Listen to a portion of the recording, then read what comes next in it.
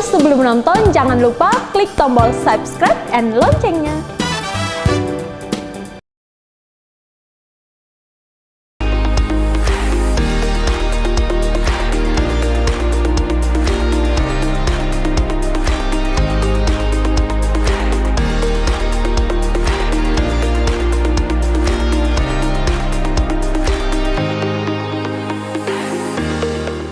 Halo pemirsa sahabat Eljon, masih bersama saya Bagas. Kita masih dalam acara Indonesia Business Forum.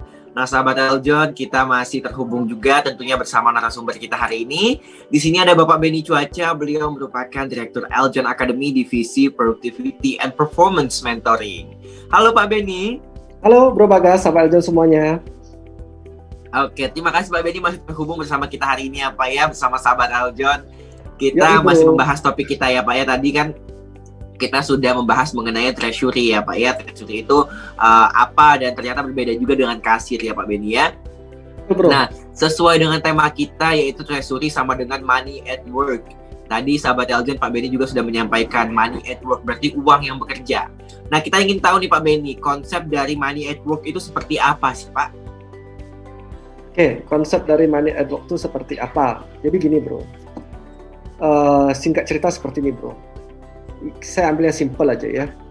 Kita selalu ngomong seperti ini, kadang-kadang bahasa seperti ini. Pak, kenapa orang kaya tuh kok bisa tambah kaya ya Pak? Kenapa orang miskin tuh kok bisa tambah miskin ya Pak? Kok kayak gitu ya Pak Benny? Ini gimana kehidupan di dunia ini Pak Benny? Orang kaya dikasih berkat dan tambah kaya, kok orang miskin malah nggak dikasih berkat malah tambah miskin itu? Dunia ini nggak adil Pak Benny. Mohon maaf, dunia selalu adil. Yang dimaksud dengan kaya, yang dimaksud dengan miskin itu adalah kaya secara mindset, miskin secara mindset, bukan kaya dan miskin dulu secara harta. Itu dulu yang dipahami dulu terlebih dahulu berbagai sampai Eljon. Kalau kita sudah punya mindset ya, pemikiran orang kaya, maka pasti dengan berkat Tuhan kita akan menjadi kaya secara cash flow atau secara uang. Tapi kalau kita punya mindset orang miskin, maka pasti kita juga akan dikutuk menjadi miskin secara uang. Nah, itu dulu penting poinnya. Nah, Pak Benny nggak ngerti gue, tambah bingung gue. Mindset orang kaya itu gimana? Mindset orang kaya Bro, mindset orang kaya itu cuma simple Bro. Kalau gue bekerja hari ini, kalau gue bekerja sekarang hari ini, harus bisa bekerja, gue simpan uang gue hari ini untuk 7 keturunan anak cucu gue. Berpikir panjang berarti ya Pak ya? Ya, harus bisa gue simpan. Ada kata-kata kunci situ yang muncul, harus bisa gue simpan untuk 7 keturunan anak cucu gue.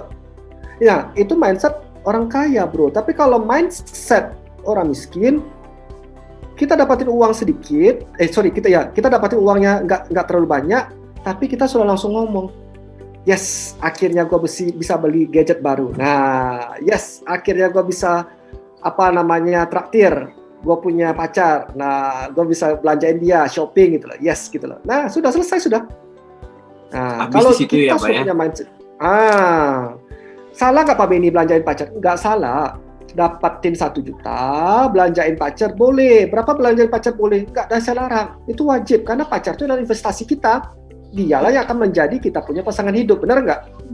Setuju. Nah, pasti dong, masa pergi makan cuma jalan-jalan doang, nggak ada minum, nggak ada makan, kan nggak mungkin, ya kan? Nah, setidaknya kita bagilah, oke 200.000 untuk kita jajan, nonton, misalkan kita punya uang 1 juta, kan gitu Bro Bagas, ya. Oke, tapi terus kita lanjutkan lagi Bro Bagas, kita punya pengeluaran misalnya 500.000 untuk kita punya fixed cost, kita solankan, nah kita wajib ada atau nggak ada uang Berbagas 1 juta ataupun berapa ratus, kita harus wajib Berbagas sisihkan 30% minimal Bro. Berapapun yang uang kita dapat, sisihkan 30% dulu Berbagas. Pak Benny saya dapatin 100.000, udah sisihkan 30.000 dulu deh. Nah sisanya 70.000 mau traktir pacar, mau bayar listrik, mau bayar beli kuota, itu terserah. Pokoknya paling sedikit wajib sisihkan 30% dari uang yang kita dapat. Itu sudah menurut saya. Kenapa 30% Pak Benny? Ini kan dari hasil saya observasi. 30% itu kita harus sisihkan langsung. Jadi sudah selesai nih. Bro Bagas bisa dapatin 1 bulan, contoh, Semarang sebut angka. Jadi dapatin misalnya 20 juta, contoh. Udah 30% dari 20 juta, 6 juta sisihkan dulu deh. Yeah. Sisihkan dulu. Nah, sisihkan dulu tuh selesai tenang-tenang di situ. Nah, yang lebihnya baru Bro Bagas aturlah yang mana pengeluaran rutin. Untuk makan berapa, ya kan? Nah, baru nanti ada sisa-sisanya baru masuk pacar, barulah kita mulai beli kita punya hobi sedikit-sedikit, boleh. Masa nggak boleh? Boleh dong, gila. Kita yang kerja mati-matian, kita nggak kasih untuk diri kita ucapan terima kasih untuk diri kita kan juga ngaco. Tetap kita harus berikan untuk diri kita. Cuma sisihkan berapa persen, Bro Bagas? 30% ya Pak Benny ya. Nah, sudah clear di situ 30%.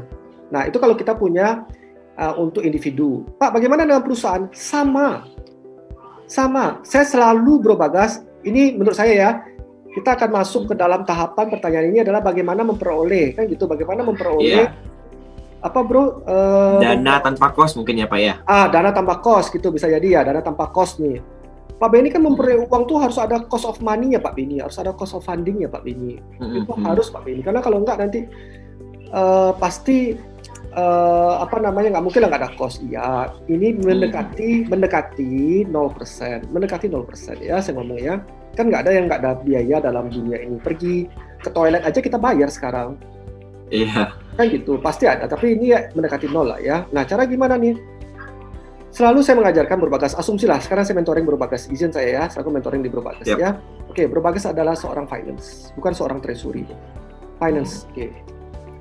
Bro Bagas membuat cash budgeting, membuat budget untuk cash in dan cash out bulan Desember ini, cash in dan cash out bulan Januari, bulan Februari, bulan Maret, bulan April, itu selesai setiap bulan lah ya. Jadi saya nggak ngomong bukan hanya satu bulan, jadi kita buat setiap bulan. Oke.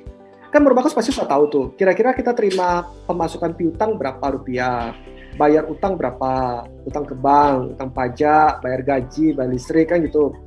Nah, tetap Bro Bagas, tetap pengeluaran tadi itu Bro Bagas harus selipkan untuk saving, untuk menabung. Kalau di perusahaan saran saya selipkan untuk menabung itu sekitaran paling sedikit Bro Bagas 10-15% dari uang yang masuk. Pak Benny kalau piutang yang masuk tuh 1 miliar, Pak Benny sisihkan aja lah 10%. Sisihkan 10% langsung. Nah, sisanya yang lain itu baru kita atur-atur supaya pas. Nangkap. Jadi mindsetnya Bro Bagas, kalau Bro Bagas dapatin sekarang Bro Bagas orang finance dapatin misalnya 100 juta nih misalnya. Langsung ada pembayaran piutang 100 juta. Langsung 10%-nya Bro Bagas sisihkan langsung 10 juta, langsung Bro Bagas sisihkan ke rekening yang nggak boleh dipakai. Bukan rekening operasional. Sisihkan ke sana dulu. Oke, kalau 100 juta tadi adalah 10 juta yang Bro Bagas sisihkan. Nah, 90 juta tadi itulah baru Bro Bagas melakukan planning. Oke, bayar biaya segini, biaya listrik segini, gaji segini, utang bank segini. Nah, dicukup-cukupkan gitu loh, Bro. Pak Benny, gimana kalau seandainya kita punya cash in agak sedikit macet, kita punya sedikit agak bermasalah, tetap harus menabung. Jadi menabung harus tetap itu, ya Pak ya? Harus Bro, jadi menabung itu bukan hanya untuk orang kaya atau uang berlebih. Tidak Bro. Ingat sekali lagi mindsetnya. Mindsetnya apa tadi kalau untuk kita punya personal? Berapapun uang yang kita dapat, sisihkan 30%. Jadi bukan besarnya, kalau 100 ribu baru saya sisihkan, kalau 1 juta baru saya sisihkan, tapi kalau 50 ribu saya nggak sisihkan. Tidak. Jadi sebenarnya kalau boleh saya izin ya, dalam tanda kutip ya, orang yang sekarang ini berkekurangan secara uang, ya, karena mungkin lagi diuji kehidupannya, lagi ujian yang sekarang dihadapi itu adalah kekurangan secara uang, tetap harus menabung, tetap harus sisihkan. Nah, kalau personal saya sarankan 30%, kalau corporate saya sarankan 10%. Pak, cash in itu sedikit sekali Pak yang masuk Pak, tetap kita harus nabung. Nah, yang disembuhkan apa? Yang disembuhkan kenapa cash in bisa sedikit? Pak, karena revenue-nya sedikit, Pak. Ya, revenue-nya yang kita naikin. Bukan menabungnya yang dihilangkan. Pak, revenue ada, Pak, tapi terjadi piutang macet. Nah, supaya nggak terjadi piutang macet, caranya gimana? Menabungnya tetap. Itulah yang tadi saya sebut mindset orang kaya tadi. Kalau kita tidak punya mindset orang kaya tadi, nggak akan jalan. Makanya Bro Bagas, saya memaksa business owner, Bro. Kalau sudah kena mentoring di saya ya, Bro. Kena mentoring atau saya ngomong mentoring lah ya, kena mentor di saya pesan-pesan tadi Bro Bagas ya. Saya nggak peduli Bro Bagas, saya cuma tanya, asumsi sekarang Bro Bagas ada business owner. Saya akan ngomong kayak ini. Bro Bagas, coba lihat properti, tanah atau apartemen atau office tower atau apa. Di mana Bro Bagas suka? Oh Pak, ini saya suka di sana. Oke, good saya bilang.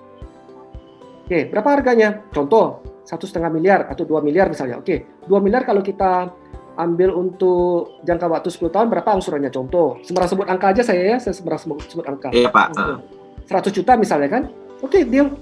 Jadi setiap kali cash in-nya Bro Bagas masuk itu tadi 1 miliar, 100 jutanya langsung kita bayarkan cicilan properti tadi.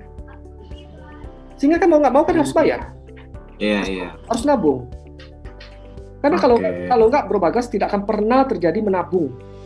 Karena orang kaya itu mulai dari menabung. Nah, cara menabung seperti apa? Instrumen keuangan saving tadi kita mau pilih yang mana, itu beda cerita. Tapi mindset-nya dulu deh, menabung itu harus penting. Itu yang membuat perusahaan bisa tambah kaya, itu yang membuat orang kaya tambah kaya. Gitu loh Bro Bagas. Oke, berarti memang harus menabung ya Pak Benny ya. Betul. Dan ini juga menjadi konsep dari money at work ya Pak ya. Iya. Bahwa salah satunya kita harus menabung. Sesederhana itu Bro. Misal gini deh, Bro Bagas punya impian. Pak Benny saya punya impian nih, saya punya target lah kurang lebih setelah saya bekerja capek-capek seperti sekarang. Saya kepengen lah punya apartemen studio kecil-kecil ya dulu Pak Benny. Boleh nggak Pak Benny? Boleh dong, nggak ada yang salah. Nah, berapa target kita, budget kita? Ya kalau bisa angsuran per bulan sekitaran 4 juta lah Pak Benny. 4 juta lah, saya paksa lah. Biar saya makan, agak sedikit makan mie instan atau makan yang biasa-biasa lah, saya biasa-biasa. Iya. Nggak ada masalah kan? Memang kalau makan daging, Bro Bagas tambah tinggi. Nggak juga sih Pak. Nah, satu hal cuma kalau makan daging banyak-banyak ya ada darah tinggi iya, kolesterol iya, kan gitu poinnya. Oke. Berarti memang harus menabung ya Pak Benny ya. Wajib. Dan menabung itu juga pangkal kaya ya Pak ya, bisa dibilangnya itu yang membuat kita kaya sahabat Eljon. Betul Bro. Oke, benar ya Pak Benny ya? Setuju banget ya? Bro, sepakat. Oke, terima kasih Pak Benny Cuaca. Setelah ini kita lanjut kembali ya Pak ya, berbincang-bincang mengenai topik kita hari ini masih dengan topik treasury sama dengan money at work. Untuk itu sahabat Eljon, jangan kemana-mana, tetap di Indonesia Business Forum.